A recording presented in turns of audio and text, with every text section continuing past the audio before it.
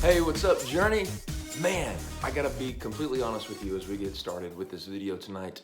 Of all the things that have changed over the last couple weeks, the one thing that I miss above everything else is getting to hang out with you guys on Wednesday nights. I mean, don't get me wrong, I love what we do on Sunday mornings, and I love how you guys serve so faithfully in so many different areas at Venture Church. But the thing that, the one time during the week that we all get to be together and hear what's going on in each other's lives, hear what the Lord is speaking to you, hear about the struggles that y'all are walking through and how we can pray for each other is Journey. And I just miss it. It's been such a huge part of our life for the past several years, and it's, just be honest, it's a challenge not being around y'all on a weekly basis. You do so much to encourage me and uplift me and really keep pushing me to pursue Christ the way that He has designed us to pursue Him. And so I just want you to know, man, I miss you guys. Zooms are great and texts are fun, and I mean, all that's fine. I just miss you. It's hard to be not around each other like we have been for so long. But this too shall pass. Today's April 1st, and honestly, I was kind of half expecting slash hoping slash really wanting to somebody to come out from behind the curtain and be like, you know what, April Fools, COVID-19 is not real, just kidding, just some big wild social experiment that we put on the whole planet to see how people would respond. But that's not gonna happen. It's not what we're walking through right now. The stuff that we're living through is life changing, societal shaping events. This is a big deal, and it's impacted everybody who is literally everybody who is living and breathing and walking on the planet Earth right now. So I want to encourage you to continue to be faithful in the things that really our leaders have asked us to do. Stay where you are, shelter in place. Keep your social distance from each other. I really want to obviously encourage you to do the Zooms and the texts and everything else to stay connected digitally to each other, but don't press it. Don't push it. It's not time to do what we've been doing. Wait, it's time to keep doing what we've been doing. It's not time to go back to what normal was. It's going to be a new normal for us. So please stay the course. Keep doing the things our leaders have been asking us to do. And it's tough. It's tough for me. I know it's tough for y'all. We love to be around each other, but for the time being, let's make this, let's do this digital connection and let this really be the center and the foundation of what we got for our relationship right now. I can't even imagine what it would have been like 10 years ago or 15 years ago to walk through this stuff without the technology that we have in place now. So grateful that we at least can have this. But it does my heart good to know that very soon, although not soon enough, very soon we're going to be able to be around each other again and just hang out. Miss you guys a ton. As we continue tonight in our teaching series called Lenses, we get to hear from two of our senior guys. Mason Wellborn and Hudson Hayes will be teaching us tonight. Mason's up first. He's a senior at Central High School. He's going to be talking all about obedience. The interesting thing is he's going to be talking about obedience from the perspective of Judas and how his relationship with Jesus really put obedience on display in Jesus' life. So pay really close attention to what Mason has to say to us tonight. He's going to do a little bit of a plot twist halfway through that I think is going to really grab your attention and express to you really well the obedience that Christ had as he followed God's plan for the very last days of his life. And then Hud is up after Mason. Hud is a senior at Harvest Christian Academy down in Watauga. He's going to be teaching about Pilate tonight. And both of these guys are teaching through some really interesting characters. Just mentioned that Mason's going to be teaching through the character, Mason's going to be teaching about the character of Judas, and Hudson's going to be teaching about the character of Pilate. Interesting, because these guys are really power players in the story of the crucifixion, but not power players like we would expect. I mean, we know, we've heard about Mary and Mary Magdalene and John the Apostle, one of probably Jesus' closest friends, if not Jesus' number one closest friend. Of course, we heard about Jesus. But tonight, these two guys really play a really important role in the crucifixion story. Honestly, the story would not have rolled out the way it rolled out without Judas doing what Judas did, and then without Pilate doing what Pilate did. So from Judas's perspective and Jesus' perspective in that relationship, Mason's going to talk a lot about obedience, and then Hudson's tonight going to talk a lot about pressure, which, man, is perfect for what we're going through right now. We're experiencing pressure in ways that are really, honestly, unexpected and things that we have never experienced before.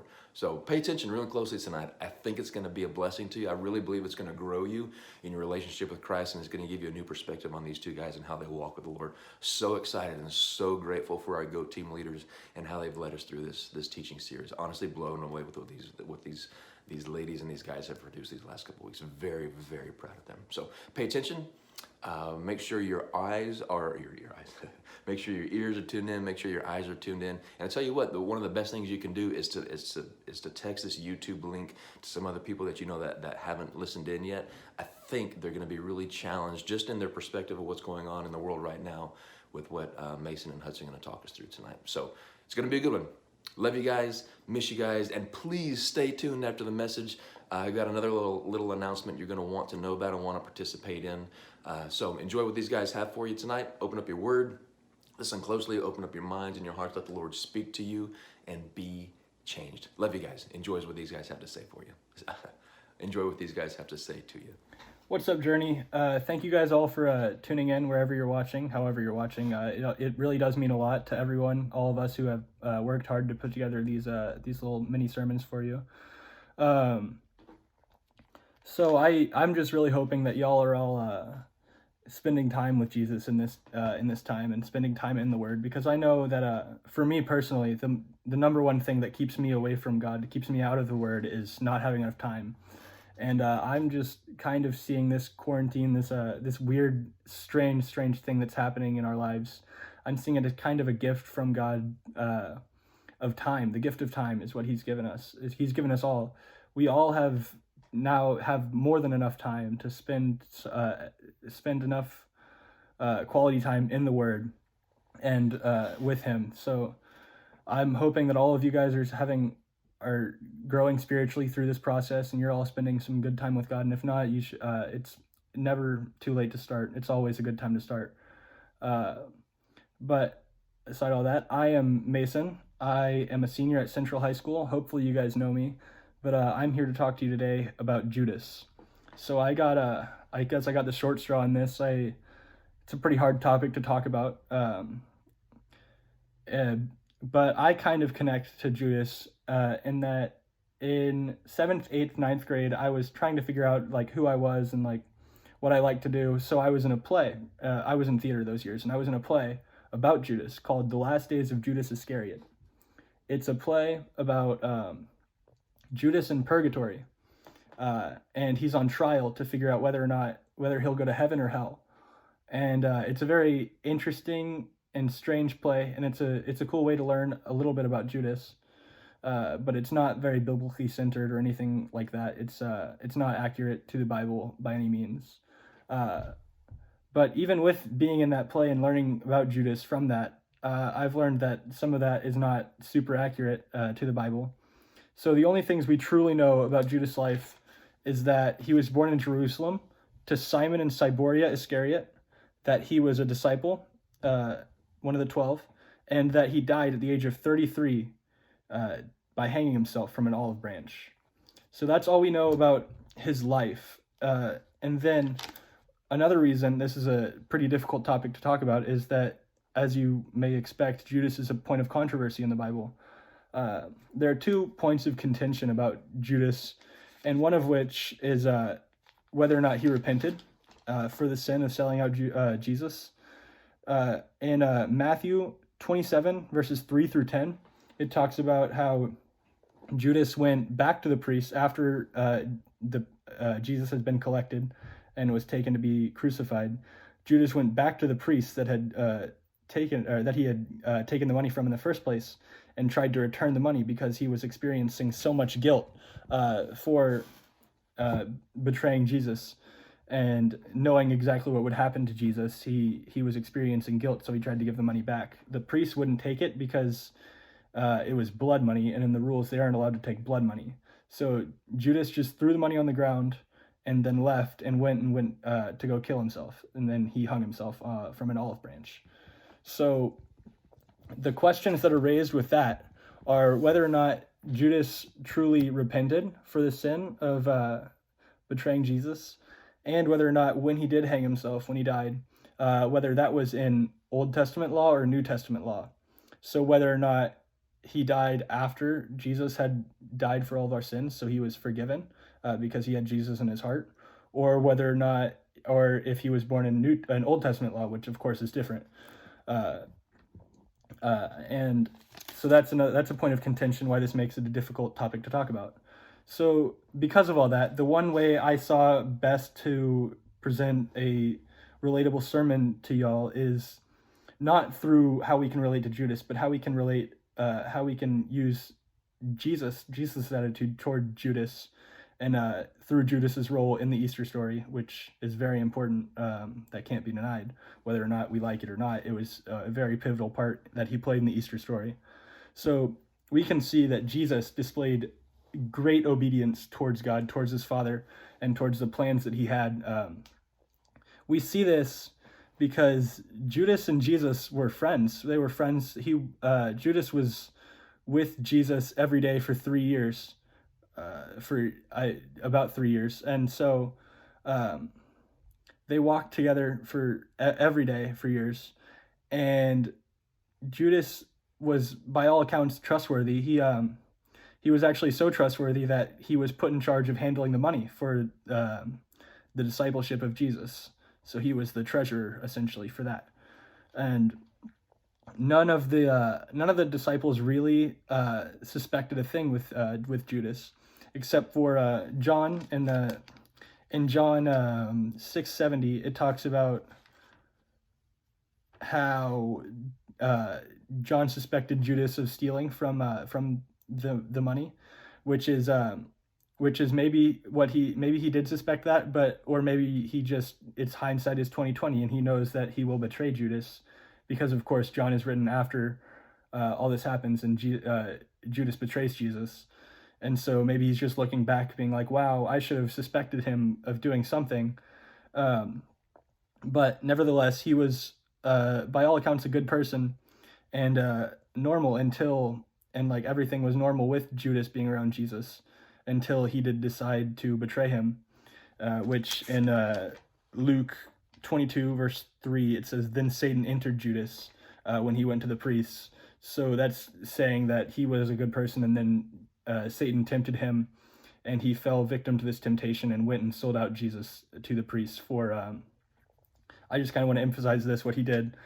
He went and sold out Jesus to the priests for about $280 nowadays, adjusted for inflation. The silver pieces were counted in were 20 grams that day, and 30 pieces of that would be $280 US in US currency. So that's very little money that Judas actually sold out the Savior of the world for. But that was a little bit of a tangent. Because Judas and Jesus were good friends, Jesus and they walked together. Judas earned Jesus' trust every day, and displayed loyalty towards Jesus, obviously, because he was trusted to be in charge of the money. But throughout this, Jesus knew exactly what Judas would do in the future to him. He knew exactly that that Judas would betray him. And even still, he let Judas be around him every day, because he had so much respect for God's plan for the world, and he had so much respect for what God had in store for him.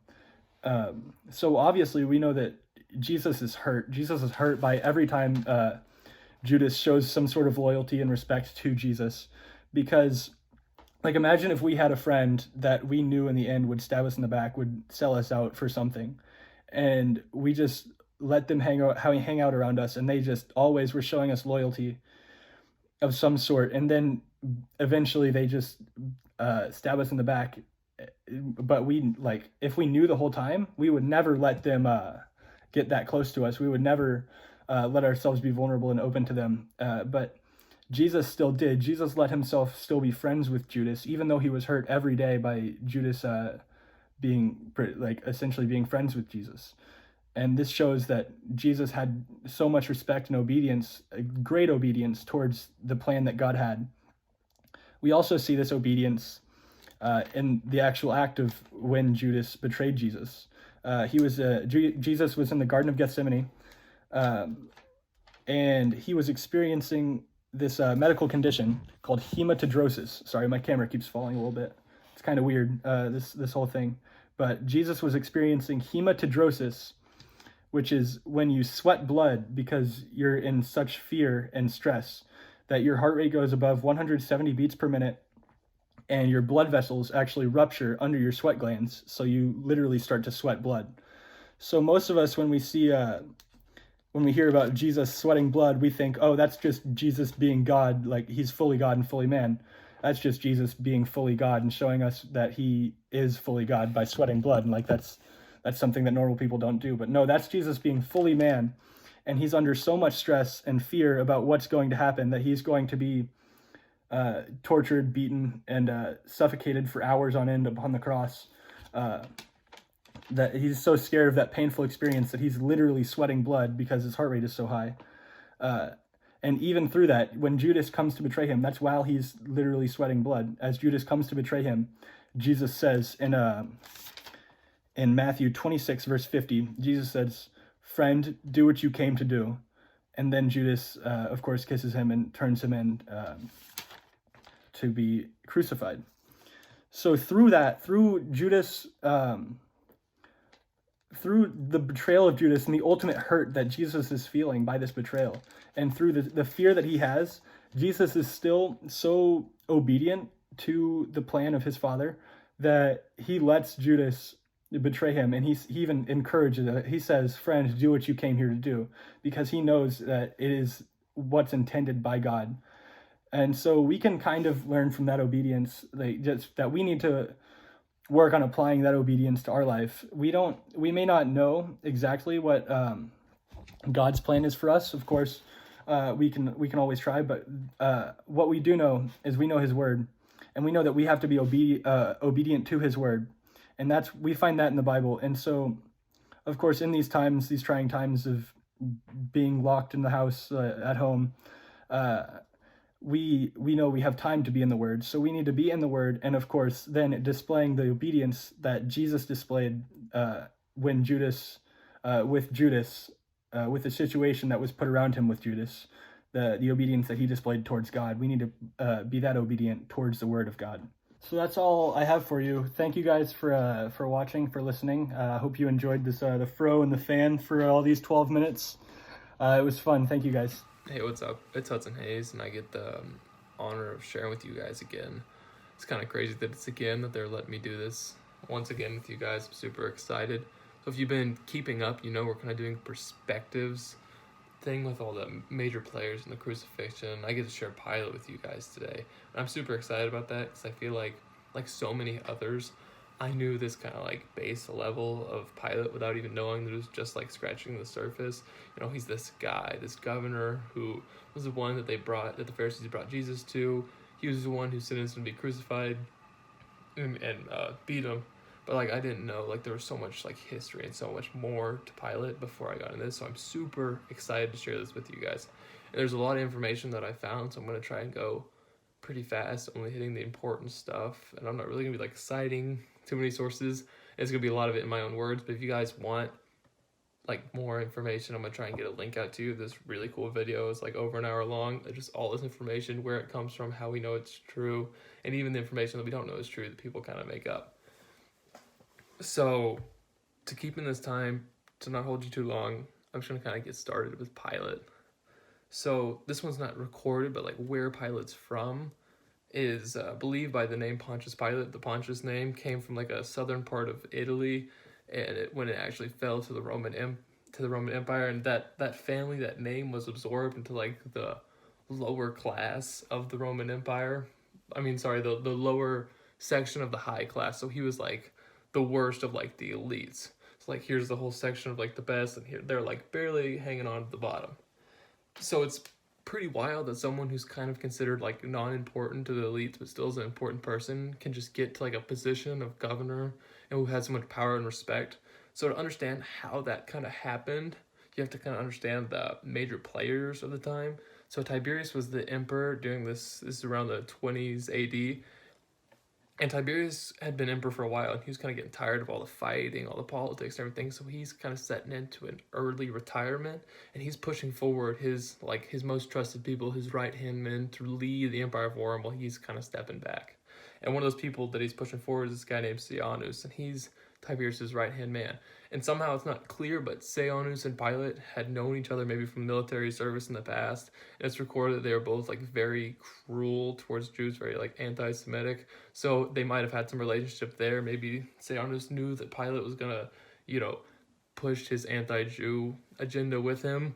So anyways, it was Sejanus around 26 AD who put Pilate in power as governor over Judea, which is that whole area with Jerusalem. So when Pilate became got that position, that title, and he moved to Judea, he settled up in Caesarea, which is supposed to be this beautiful town, very peaceful. It was meant kind of to impress those Roman elite. And it's about like 75 miles away from Jerusalem, which is like where all the hubbub happens, where all the big decisions happens, the religious stuff, all the riots, and there's a lot of tension there. So he's close enough where he can kind of be a governor and be hands-on, but he's far enough away where he feels protected. So one of his first acts as governor when he gets there is he sends in a battalion of troops into Jerusalem in this fortress they had by the temple to kind of like make sure everything's safe, maintain the peace and order there. And these troops, they had banners and flags with the image of Tiberius on it, the emperor, and the inscription saying that he's like a living god.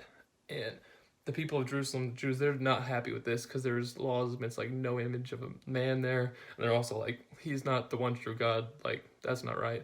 So they go up to Caesarea and they're just protesting all about this. They're trying to get Pilate, and Pilate's this new guy.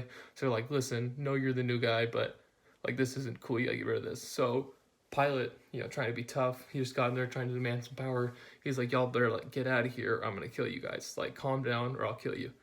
And this was definitely a bluff because all the Jews protesting, they're like, fine, kill us. We'd rather be dead than know someone disrespecting the one true God, like where we live. And he backs down. He is like freaked out. Like, he did not expect that from them. So now his like first experience with them, he's kind of a pushover and kind of like changing his mind, flip-flopping, and people actually like went over his head a little bit and reported about him and his lack of decision making to like the higher ups, like his bosses. So he's already not looking too great on his start. And then he gets this idea to kind of win back favor. He's going to finish this aqueduct that was built a long time ago but never finished all the way to Jerusalem. So to do that, he goes and does what apparently was a common like thing that the governors did, but he took some treasure out of the temple in Jerusalem to help fund this aqueduct to finish it, to kind of get everyone in his favor. And once again, these Jews in Jerusalem, they are just not happy with him. They're just like, you can't be like taking our money, our treasure, it's not like a gift if we pay for it. That's what I'm imagining, they said. And they're rioting again, and they're rioting through Jerusalem. So Pilate, I'm assuming he's trying to like save some face here, trying to like maintain some order, be like, hey, I'm this tough Roman guy, live up to their stereotype. And he sends in some of his guards undercover with the riot, trying to kind of calm it down at first. And when he realizes that's not going to work, they're pretty upset. He sends those guards out, and it's just like a massacre. Like, it was not pretty. I mean, I don't know all the details, but it was not a good time to be in that riot. And so now he's kind of like gained that reputation of like a tough Roman guy that he's going for. And remember that Sejanus guy who appointed him to power? Meanwhile, in Rome during this time, Sejanus has like all the powers of being the emperor, running the empire without the title. And he's kind of getting ambitious, he's getting jealous, and he decides maybe he wants that title for himself. So Sejanus gets this great plan where he's going to kill off a lot of Tiberius's like successors, and then kill off Tiberius, and then he can take the power for himself. So he's kind of starting to carry out that plan, and Tiberius figures out like who's killing my family, and he figures it out. So he throws Sejanus in prison, and then he's going and he's hunting down all Sejanus' family and all his known associates to put them in prison too, and then execute them all. So Pilate gets word of this, and Pilate's pretty much an associate of Sejanus because he's the one who gave him all his power. And I can imagine I'd be pretty freaked out if the guy who gave me my job is going down and everyone else who's around him is going down with him. So right around this time is when Passover is happening in Jerusalem. So he's trying to kind of lay low, not draw any attention to himself. He's already been like questioned a few times for maybe being like not a good governor. He's really not trying to get executed with Sejanus. He's trying to maintain his power, trying to save his family and himself. And he's in Jerusalem, and he's there for Passover, and he's trying to, like, keep the peace there. And this is kind of this part of the story that y'all guys might get more familiar with. But this is when the Pharisees and the Sadducees bring Jesus before him, and they're saying, like, crucify him, crucify him. You know a lot of this. And so he brings him in, interviews him. If you've read a lot of this, he says, like, are you the king of the Jews? And Jesus is like, if you say I am, which is like a famous line. Jesus really isn't like responding very much, but he comes to the conclusion, like, Jesus is innocent. So he goes out and he tells all these people protesting, saying crucify him. He's like, I find nothing wrong with him. He's innocent. Like, I don't know what you guys want. And they were still yelling, like, crucify him, crucify him. So he gets this idea where where they have this tradition where every year at Passover, they let a prisoner go. So he gets Barabbas and he gets Jesus, and he comes back to him again, kind of compromising, trying to keep him cool, because he can't have any more riots, have any more issues that get reported back to the Roman, like, officials above him, to where then he's going to get caught and he might get executed. So I can imagine, like, in this moment, he's probably like, if he's holding an infant and there's a bear like 50 feet away, and he's just trying to keep this infant silent so this bear doesn't hear him, doesn't come over and see what's going on, because then, he's going to die. Or at least lose his title. Some serious, pressure going on in this moment. So he comes back again, and he's like, well, I beat Jesus for his crimes, and you guys have this tradition where you let someone go at Passover. How about you want us to let go of Jesus at the feast, or you want to let go of Barabbas? And you know how the story goes, they're Barabbas, we want Barabbas, this murderous, evil person, and they choose Barabbas. So he goes back once again, and he tries once again. He's like, I don't find anything wrong with this man, Jesus. I don't want to crucify him, but, like, if that's what you want, I wash my hands of this. Do what you guys want. You guys really know how the story goes from there. So I can just imagine all that pressure he must have been feeling, I've never been in that exact situation. I hope none of you guys ever get into that situation where you're forced to do something like that and be in that situation. But I've felt like pressure in my own life, and I've been in a moment where I'm about to, like, turn my back on Jesus, because pressure in my own life is making me fear that I'm going to lose a position, lose a title, lose, like, a social status. And that's tough. So there's this point that I think that the story really illustrates very well and kind of shows very well. And it's that evil wins when truth is put under the mercy of pressure. So whenever you know what is true, know what is right, and you allow that to come after pressure in life and what people around you I want you to do that is not true, is not right, that's when you're allowing evil to win and get that foothold in your life. So just my encouragement through this story is just to know, limits, know pressure, know how to identify it, know how to avoid it. And then also, what I think is even amazing about this story is when evil wins, the rest of the story, and the crucifixion story and the resurrection and salvation, like, there's still a way, like, back to redemption, back to Jesus. He's always accepting. And, that's never, like, an excuse to sin, but it's definitely just a powerful message that even when we're not perfect, Jesus is perfect and loving and kind and merciful. Thank you. Man, some really good stuff tonight.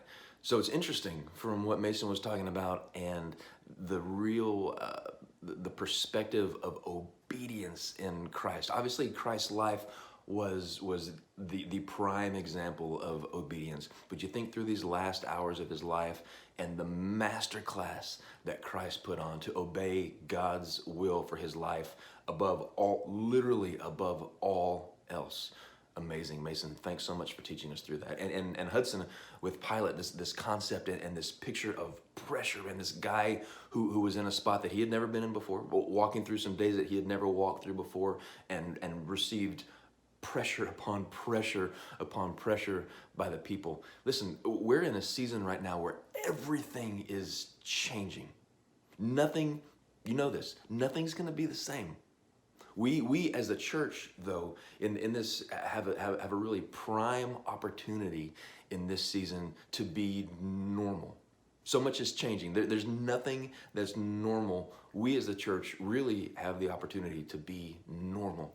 Galatians chapter 5 talks all about how the Lord wants to work inside of us these fruit of the Spirit, these characteristics of the Spirit: love and joy and peace and patience and kindness and goodness and faithfulness and gentleness and self-control. In a world where nothing is predictable right now, the church ought to be predictable. And pressure has a way of really making what's on the inside of us come out on the inside of us. You know the old example of a toothpaste tube where when you squeeze the toothpaste tube, what's on the inside comes out? Well, church, all of humanity really, but we're talking the church right now, we're getting squeezed. And things are not normal, things are unpredictable. We have a beautiful opportunity to shine for Christ and be the predictable people that He has called us to be. We shouldn't be catching people off guard. We ought to love. Period. Beginning of the day, end of the day, we simply ought to love. And when that happens, the joy and the peace and the patience, the kindness, the goodness, faithfulness, gentleness, and self-control, all of that comes out as well. So church, in these pressured times, be obedient. Follow God's will. Follow who He has. And in these pressured times, be predictable. Be the church that we really need to be. I mentioned a minute ago that we had a chance to connect, and we're going to do a different kind of a Journey Zoom room this week. Hannah, last week we had a lot of fun with her chocolate chip cookies, had several people tune in. It was a pretty cool experiment. Loved the way that all shaped out. Had some adult leaders showed up, had some student leaders showed up, and it was just fun to kind of hang around with each other for 40 minutes. We're going to do it again this week. Pay attention to your text messages. Pay attention to what's going on Instagram, because all that information is going to be leaked very, very soon. Here's the thing I want to talk about in this Journey Zoom room, and it's just going to be an open forum. Would love to hear what's going on in your minds and what the Lord has been speaking to you in your hearts. But here's the question, and it's wide open. Question is very simple.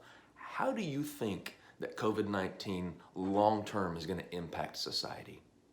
I'm not talking about right now. There's obviously a lot of things happening right now that are changing almost moment by moment. But I'm talking long-term, like 3 months down the road, 6 months down the road, 9 months, 12 months down the road, a year, 5 years, a decade down the road. How do you think COVID-19 is going to reshape society? And really all layers of society: the church, our education system, our government system, our financial situation, our financial system. How is it going to impact interpersonal communication? Does what we do over technology and electronically, does that help us? Or long term, is this gonna impact us in some negative ways that we could not even imagine right now? I would love to hear what you're thinking. This isn't a time to prove anybody right or to prove anybody wrong. This is just helping us really walk through these things together and shape some perspective so that we know what's going on in each other's minds. So again, check your messages. Make sure you're paying attention to our Instagram page, because we want to release some information about when we're going to be doing this Journey Zoom room really, really soon. The question is, how do you think long-term COVID-19 is going to impact us as individuals and as members of the planet Earth? We'll see what happens.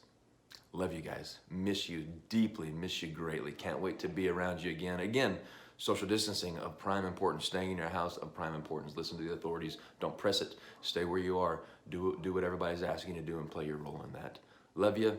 Miss you. We'll see you really real soon. Call me. Text me. Let's get together electronically. Stay connected to your friends. Stay connected to your small group leaders, and let's do this thing together. I'm going to say it again. Love you and miss you. We'll see you real soon. Bye, guys.